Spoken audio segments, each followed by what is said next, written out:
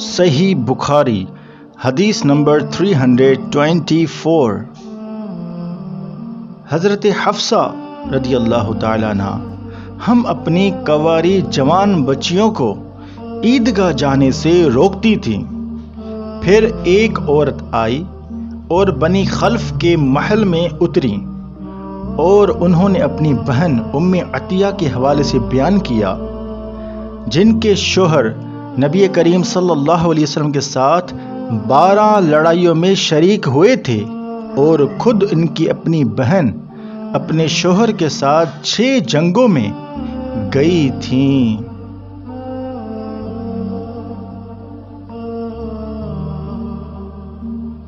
انہوں نے بیان کیا کہ ہم زخمیوں کی مرہم پٹی کیا کرتی تھیں اور مریضوں کی خبر گیری بھی کرتی تھیں۔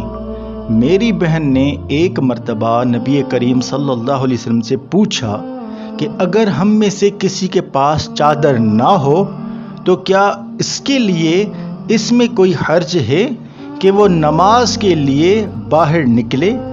آپ صلی اللہ علیہ وسلم نے فرمایا کہ اس کے ساتھی عورت کو چاہیے کہ اپنی چادر کا کچھ حصہ اسے بھی اوڑھا دے۔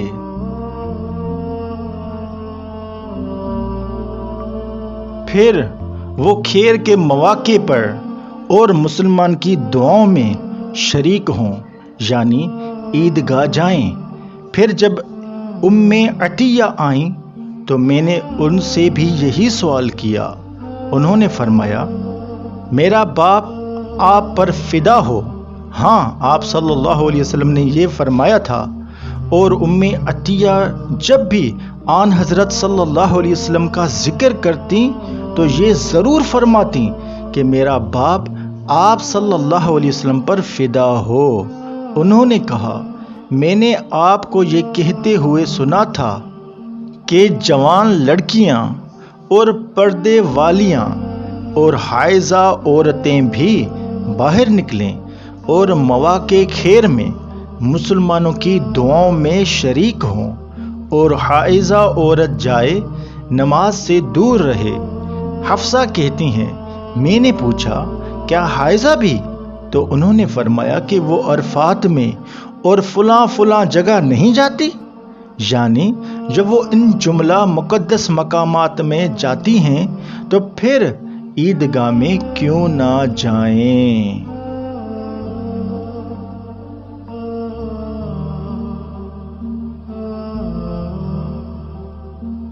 صحیح بخاری حدیث نمبر 325۔ فاطمہ بنت ابی حبیش رضی اللہ تعالی عنہا نے نبی کریم صلی اللہ علیہ وسلم سے پوچھا کہ مجھے استحاضہ کا خون آتا ہے اور میں پاک نہیں ہوتی، تو کیا میں نماز چھوڑ دیا کروں؟